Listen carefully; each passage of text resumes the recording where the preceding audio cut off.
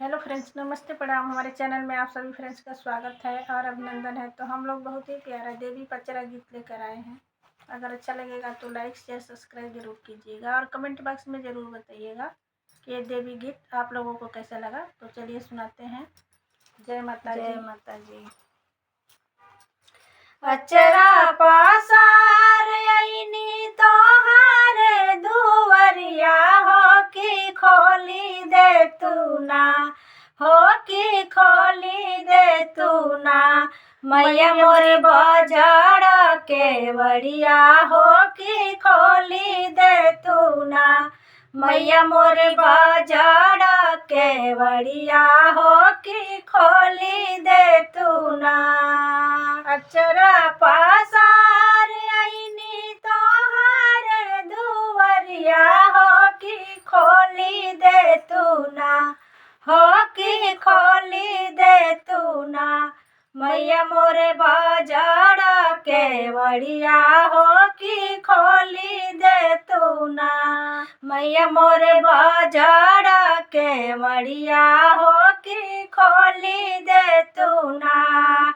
सबका के दिहलू मैया ना धना सोनावा कि हमरा में गोदियाना, हो कि हमरा गोदियाना। एगो बालको ना दिहलू हो कि हमरा गोदियाना। एगो बालको ना दिहलू हो कि हमरा गोदियाना। सासु मारे ताना ननदिया मारे ताना हो कि छोटकी गोतनी ना, हो कि छोटकी गोतनी ना। मैया मोरे बाजिन कही बोलावे हो कि छोटकी गोतनी ना। मैया मोरे बाजिन कही बोलावे हो कि छोटकी गोतनी ना।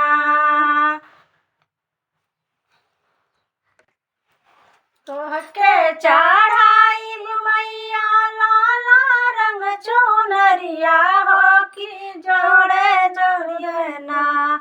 मैया चढ़ाई बनरियलवा हो कि जोड़े जोड़े ना। मैया चढ़ाई बनरियलवा हो कि जोड़े जोड़े ना। अचरा पसार आईनी तोहारे दुवरिया हो कि खोली दे तू ना, हो कि खोली दे तू ना। मैया मोरे बजड़ के बड़िया हो कि खोली दे तू ना। मैया मोरे बजड़ के बड़िया हो कि खोली दे तू ना।